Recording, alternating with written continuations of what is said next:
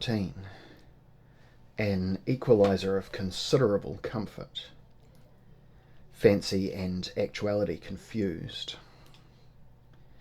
Apes, an idiot, and a fresh corpse. Does a coincidence of men prefigure a coincidence of suns? Further traps and tangles. To Salzkuchengasse in pursuit of a lady. I retraced my way to the surface, wondering if any man had ever so casually entered hell, or so easily left it. I had Monsorbier's sabre in one hand, the near-spent torch in the other, and in my belt was the scabbarded Paracelsian blade, with its writhing red pommel and its constantly agitated eagle. By now I was almost laughing at myself. Since leaving Paris I had gradually fallen in league with the supernatural, against all my rationalism. Now I was told that the world's future could depend on me. Well, even if that were likely, I would have had little relish for the responsibility. Perhaps at some point in those mysterious proceedings, assuming I was given the power, I could hand it over to one who would honestly relish it. My Duchess. I was in an alley now, amongst the shivering buildings and the bitter air. The sky was almost brilliant in comparison to the warrens I emerged from, and I was able to see the great circle of unsteady towers which surrounded me. They formed a horizon, faintly red, shading up into purple and blue, behind and above those monstrous stars. It struck me that if Nuremberg truly lay at the exact centre of the Mittelmarch, or of the astral concordance, or both, then the deeper city was dead centre to Nuremberg, the whole built around a great pit. The whole city then protected a hollow, a kind of emptiness, almost an absence. The notion so disturbed me that I discarded it. There was no way to tell the time. I was near faint with weariness and assumed it was morning. I had relinquished my few remaining ambitions and was ready to return to Prince Miroslaev's to enlist his and the Chevalier St. Audrin's aid. Libussa might have been spirited back by some Russian alchemy, so it was possible I wasted my time seeking her in the deeper city. Yet returning was not simple, for I could not tell left from right nor north from south. All I could do was trudge onwards, trying to gain height and hoping eventually I would find a landmark amongst the dancing tenements. My eyes were blurred and my senses distorted, so I heard and saw too much that was fancy, and not enough that was actual. I felt I should sleep before I resumed my search. The buildings were like mourners round a coffin, swaying and wailing. I traversed a few more yards before I stopped in my tracks in a little square surrounding an old stone well. The houses there were relatively stable. There was a sense of seclusion about the place. It seemed safe enough. I sat myself down with my back to the wall's mossy granite and attempted to reason out my situation. I was lost.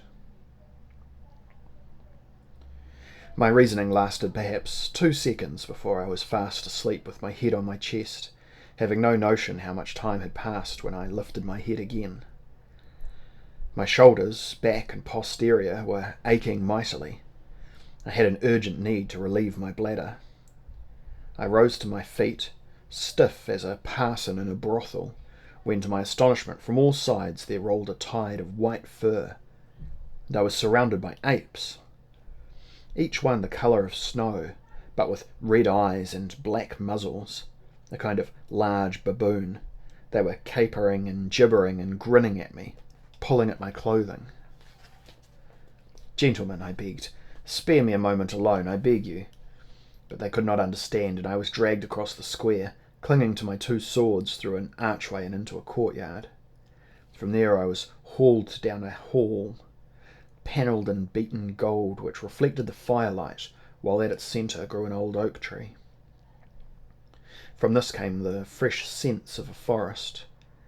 It was where I spoke with the Goat Queen, but the old woman was gone, her rustic bench empty. On the far side of the pool stood the idiot girl whose song I had listened to as she lay drugged outside. And now she sang in the language of Nuremberg, saying what she had to say in the same pure crystal voice. The Goat Queen is dead. The white apes fell back against the walls as if in respect. They squatted and watched us. She did not seem sickly when I saw her a few hours since. I tried to attract the girl's attention, but her eyes remained blank. She was not sickly. She was well, sir, and lively. She was lively, but it was men who killed her, sir.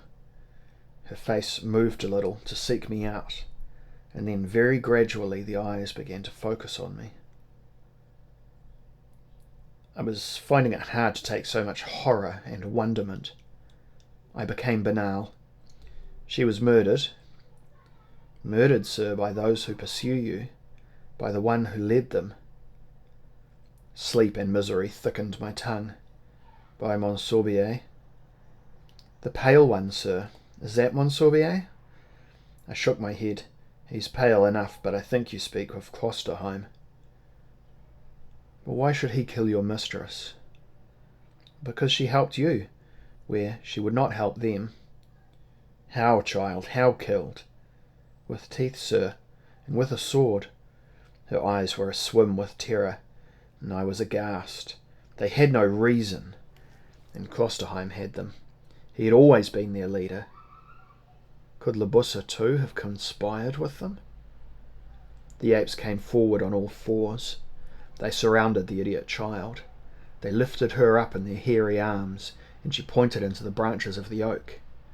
Something was cradled there. A little, frail corpse. It was the Goat Queen, all bloodied from half a score of wounds, the worst in her throat. She offered threat to no one. I was weeping as I moved towards the tree. Oh, madam, their crimes are ever against the innocent. Why do they kill so? They are envious, sang the girl. They think all we strive to earn is free and given us by fate. And your Klosterheim, he hated my queen. He called her Mother of Satan. It had been 1,000,000 years, he said, but now she would pay for her crime. He thought, sir, that she'd conceived the devil. She did not protest. She was 82 years, so she told me. Now I have no one to comfort. In my rage and grief, I felt little sympathy then for that bereaved child. Do you think she served Lucifer, girl? We all serve him now, sir. Those few of us who are not in conflict with him. She stood beside the bench, touching the wood. The apes looked on. I saw who you were, sir. I warned her you carried death with you. Yet I did not know you when you held me and I sang. I did not recognize you, sir, as the shadow I'd foretold. Is it man or woman? She asked me. I cannot see, I said. This time I cannot see. One part of a single creature, yet there are both sexes mingled in it. I did not recognize you, sir, and I sent you to her. Damn you, girl, said I. You're an uncomfortable oracle. Did you really see all of this? Her eyes drifted out of focus and she pointed her head up, facing the little corpse above. I see nothing, sir, for I'm blind. I am a singer who feels and has language, but the languages are earned. Only the words are crude, sir. Still, I could not tell your sex, though I now call you sir, and you address me as a man would and are garbed as a man would be. Are you a woman too, sir? At that instant I could not in honesty answer her. Even my physique was in doubt. I made some poor joke, saying she should ask that question of another, the one I sought. I touched my body and recalled it easily enough. I said roughly, I'm in devilish need of a piss, girl. Wait one moment and I'll demonstrate. And with that, It was down with the flap of my breeches and drawers and let loose with great pleasure and force into the pool. Oh, I appear to be male, child. My sabre tucked under my arm, I completed my business. I looked down at the sword of Paracelsus in my belt. The ruby pulsed. Well, then the female half must be close by, she sang, at which, without reason, I shuddered. The apes crept to the pool. They had been watching me. Now half of them began pissing too. The vault was full of our common stench. The girl's song became wordless.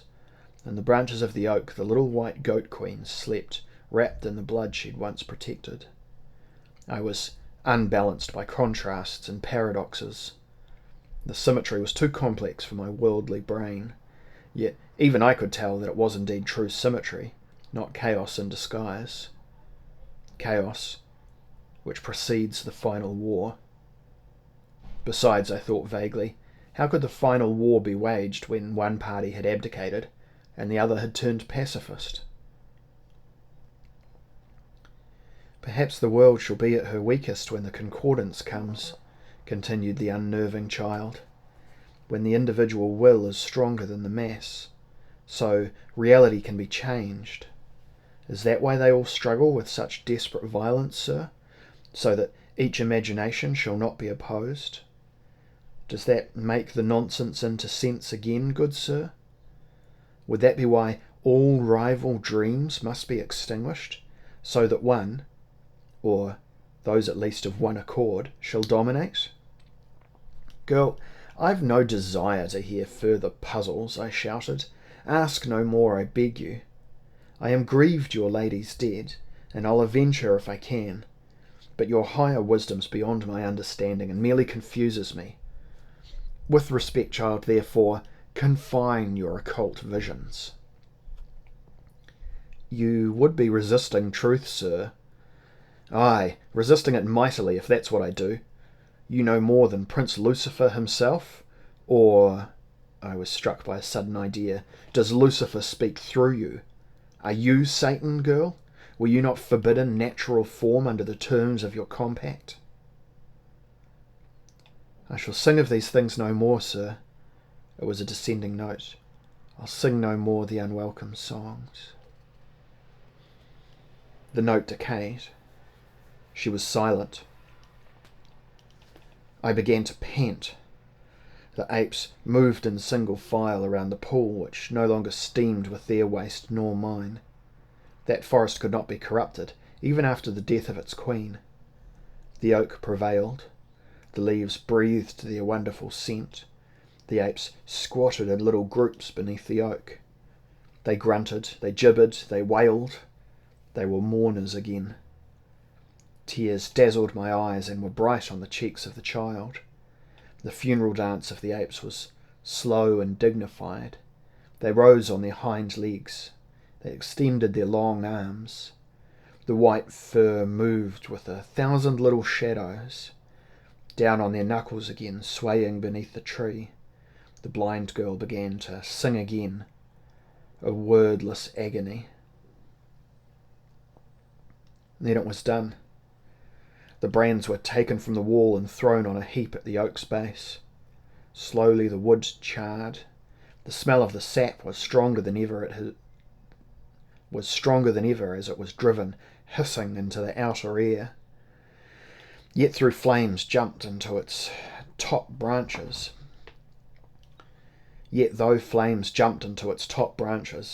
touched the little corpse, ran along the trunk, the tree was invulnerable. Even as it burned, it revived itself.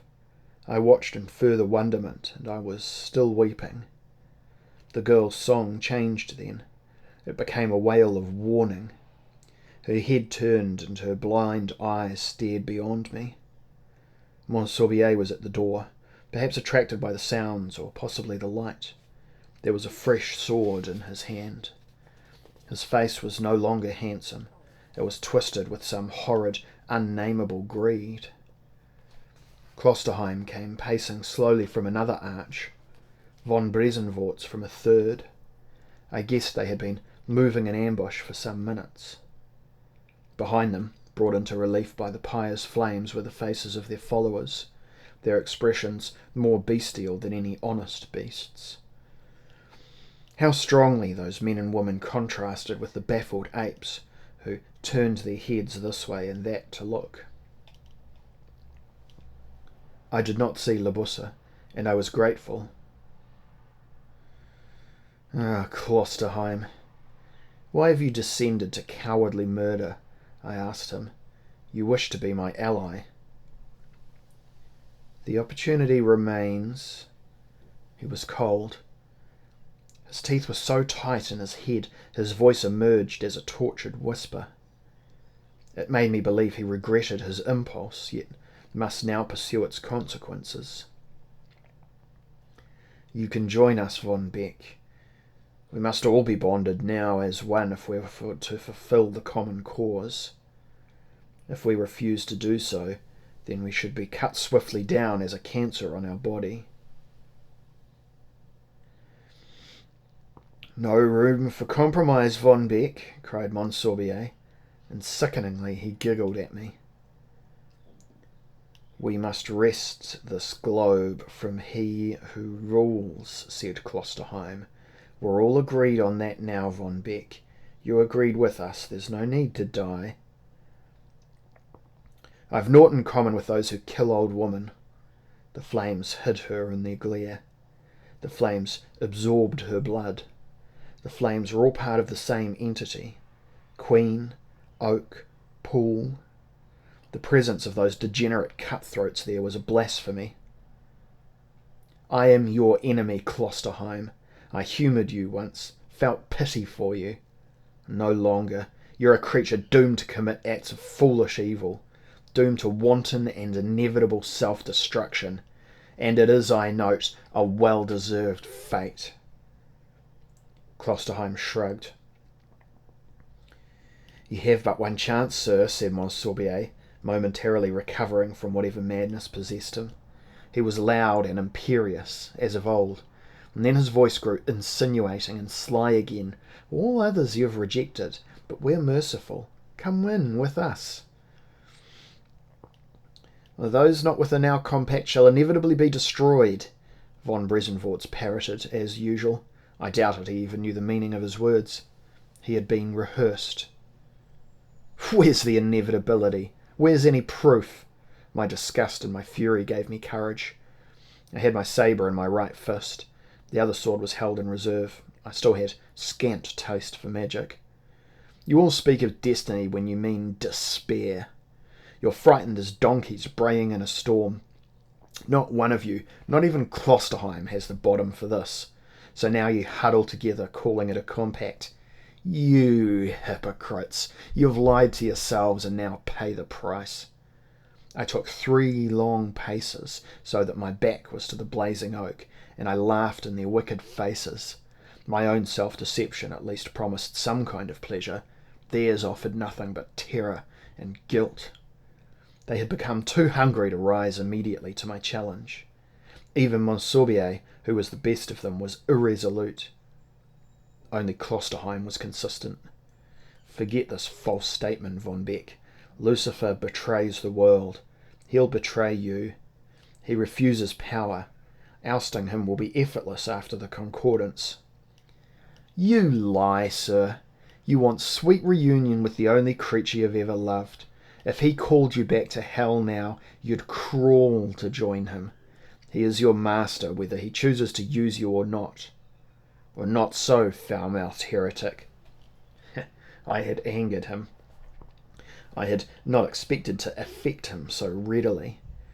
He was pulling free his long, slender steel from his belt, and he moved forward to kill me, a farmer stalking a chicken, as he failed to consider my retaliation.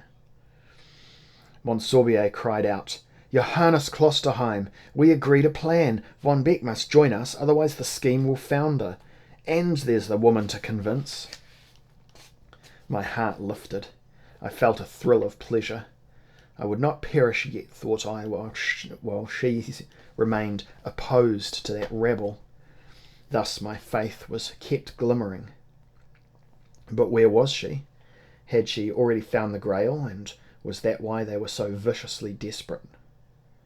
The apes were restless around the blazing oak. The blind girl crooned as if to soothe them. Firelight made animate the features of that horrid sodality. Perhaps they maintained a semblance of sanity by anticipating early triumph. But Labussa and I, in interrupting their gathering, had thrown them too dramatically out of balance. What with apes swaying behind me and the bloodthirsty officiates lurking before me, many of them still in pointed cowls, I became frozen. I was unwilling to move lest the flicker became a signal to ferocious bloodletting. The blind girl sang on, swaying as the apes swayed. I would not wish her harmed, as the old lady was harmed. "Von Beck," said Monsorbier, "will you answer me a question?" His handsome face was etched in lines which had not been there yesterday. He had grown much older, and there was a slackness about his mouth, a fear in his eyes. He had joined the jackals completely. "Please, Von Beck, as a civilized man, rally to us. Does O'Dowd really guard the cup? Have you sniffed it out yet?" "Well, I seek O'Dowd as you do." "But you ally with Satan," said Klosterheim. "It was always likely. You did it before. As I understand, only the pure and perfect can handle the Grail." I laughed again. "Then there's little point to any of us here seeking it." The branches crackled. The apes grew more restless. The girl raised her voice, still singing to them. "The ritual," said Klosterheim soberly, "will purify us. Those who join the lion against the lamb.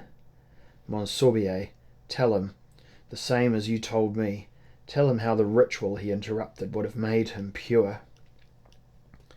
"It was wiping away all past sins," said Monsorbier, "including the sin of following Christ. There is still time for the ritual to be reenacted. Christ has to be exiled, do you see, before the lion can be summoned." "Well, it was the purest nonsense to my ear." "Well, then why aren't you at your ritual now, sir?"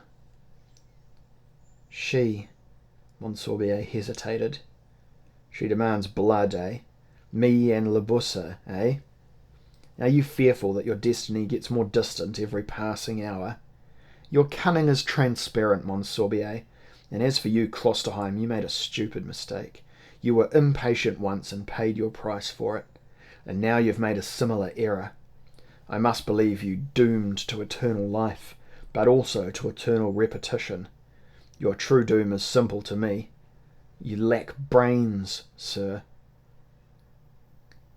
I had struck deep again, better than any blade.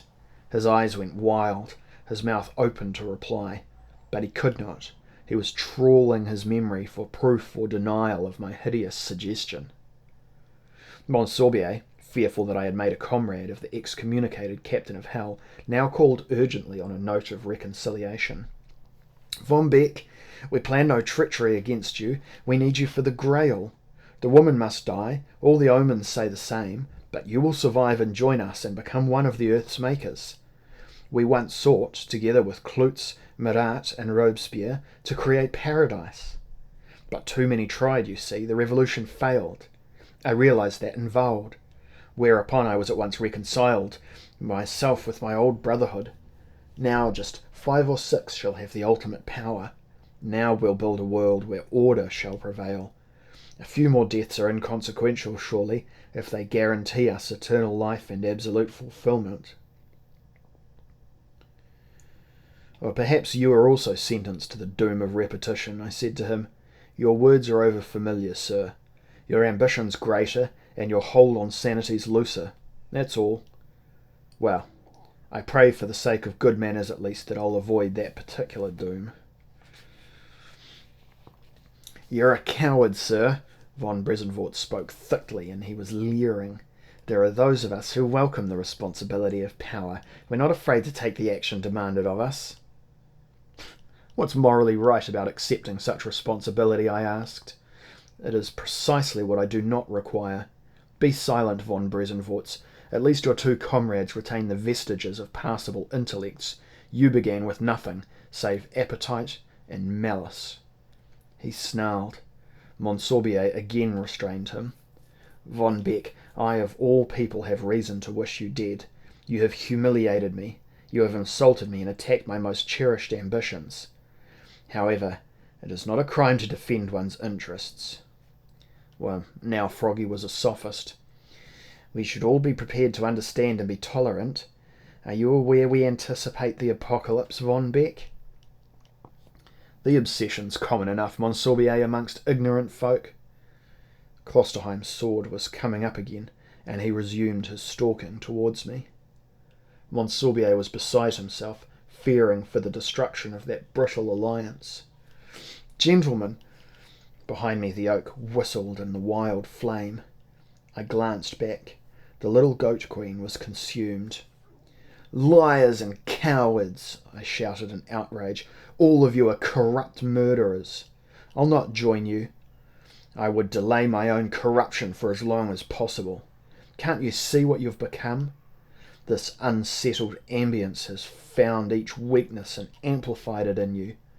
Monsorbier, you're no better now than the creature beside you. You are no better than von Bresenvorts, who killed his aunt for a fragment of a fortune. Look into those waters, sir." I pointed with my blade. "Look, sir, into the pool and see what you've become." Monsorbier's features twitched and shifted. He snarled. "I renounce diplomacy. Alive, you're too great a danger to us." "I thank you for that, sir," said I, with a sudden lift of spirits. "There's now an incentive for me to survive." And then I ran at him with my sabre. He brought up a near-identical blade and parried. He had lost none of his quickness. As we fought, we turned until I could see his watching followers, the intense, uncertain frown of Klosterheim, and von Bresenvort's wet mouth opening and closing like a praying Turk's arse. They began to stir, all of them, to crowd towards me. Monsorbier no longer cared for his honour. But a white tide was moving, a foam of apes, all scampering and leaping at me, and Monsorbier until I was knocked off my feet and they were carrying me, struggling and cursing, out of the room and back to the cold little square where they had found me. Was it that they refused to tolerate violence while the oak burned? I heard confused shouts from within, the crystal song of the blind child, and then the apes were a pyramid, passing me up, furry backs like tumblers. Soon I was high above the square, looking down at Monsorbier, Klosterheim and the others as they burst into the square, shrieking with frustrated rage. They realised I'd escaped them. I was lifted clean out of their grasp. I rose higher and higher still, with apparently an infinity of apes to accomplish my ascent. I was set down upon the balcony.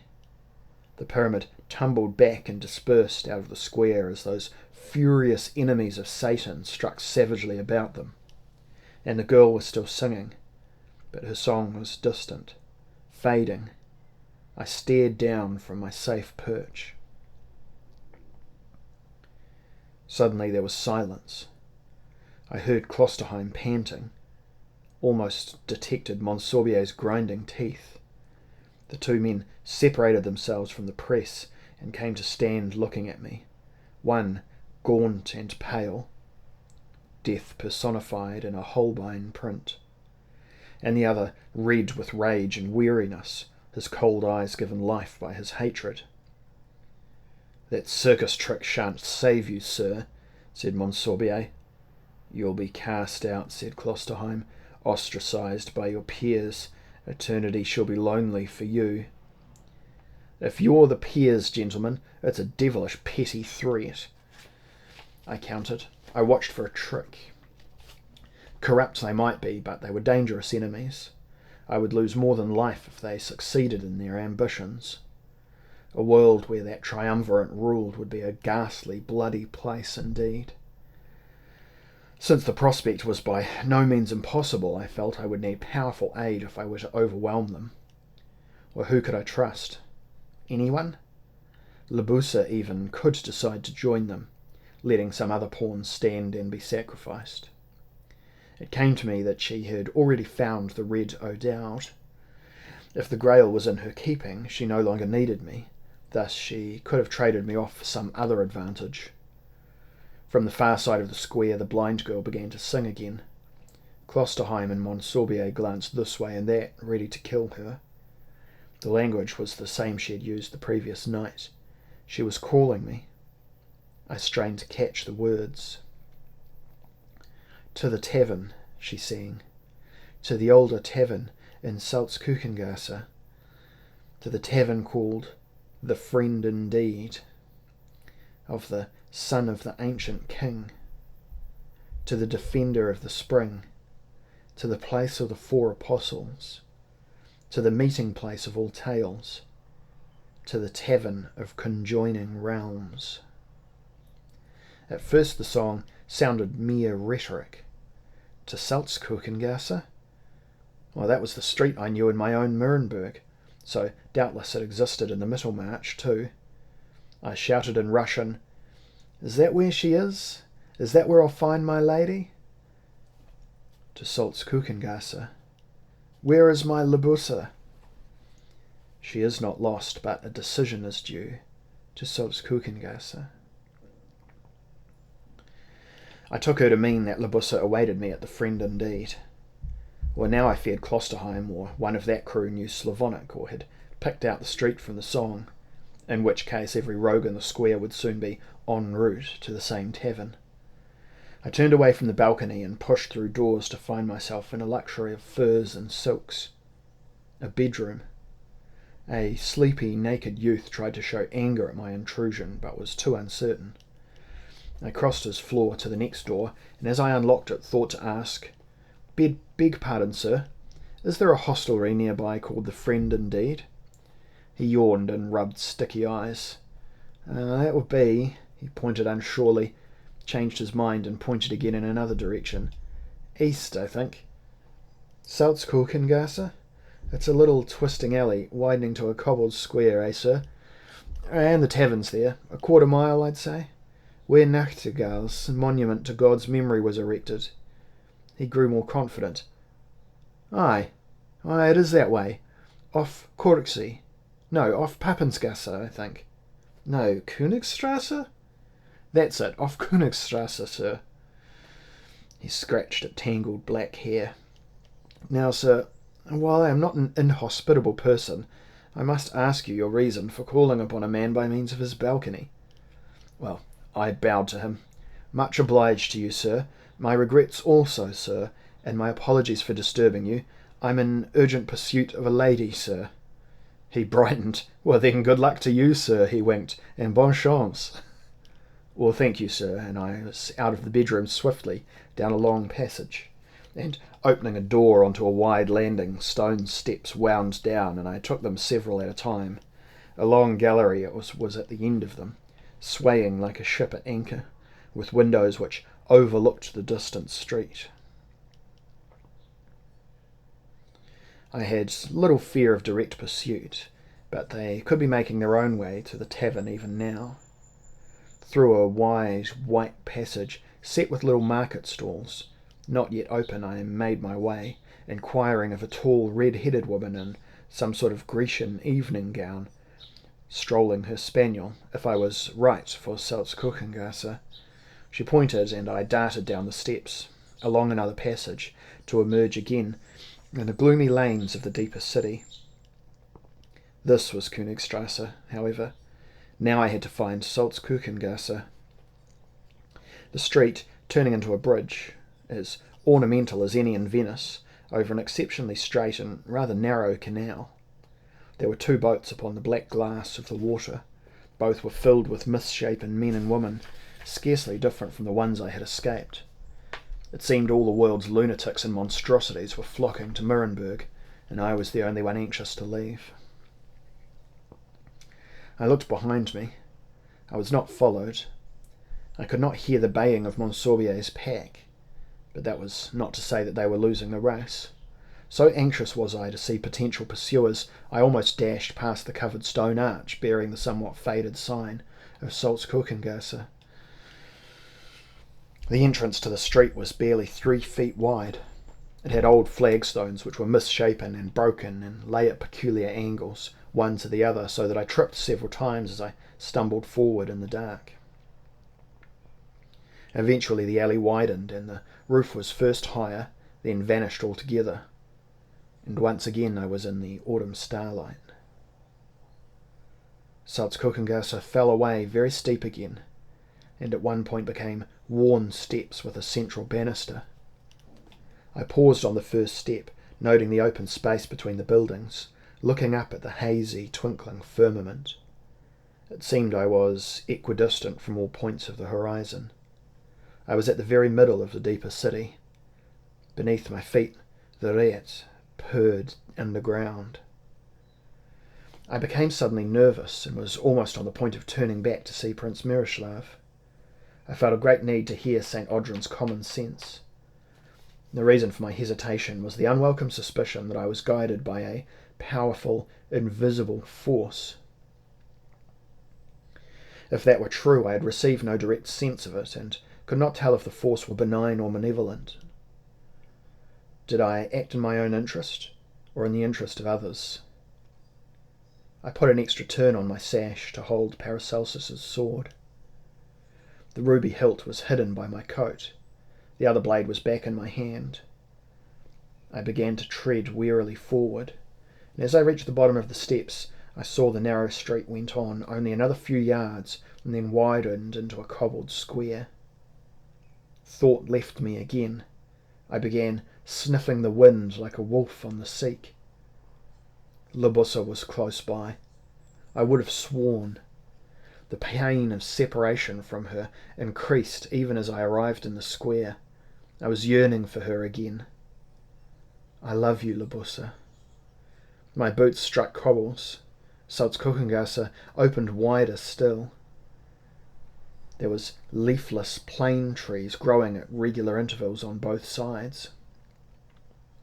There was a costermonger's and a chandler's shop open for trade, though I saw nobody in them. Yet it was the most ordinary scene I had come across in the deeper city, and across the road from the costermonger's was a cheerfully lit inn 4 stories high. Its signboard, recently painted, went well with the homely, pleasant atmosphere of the place.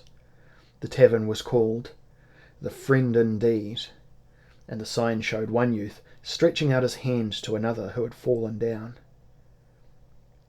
The only unusual feature in that picture was that it was painted in exactly the same style, with the same rich colours, the same precision as the icon I had seen at Prince Miroslav's.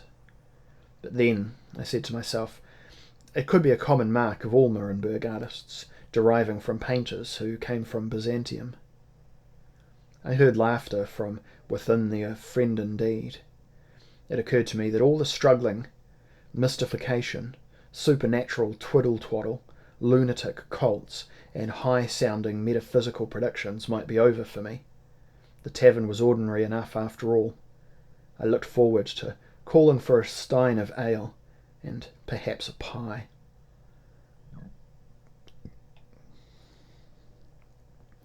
I paused at the door to admire the handiwork of the sign. Above the picture was the lettering of the name, and below it, in small, neater letters, picked out in white, was another commonplace line of words found on such publicans' boards the world over. It was the name of the proprietor, an unusual one for these parts. C. M. O'Dowd.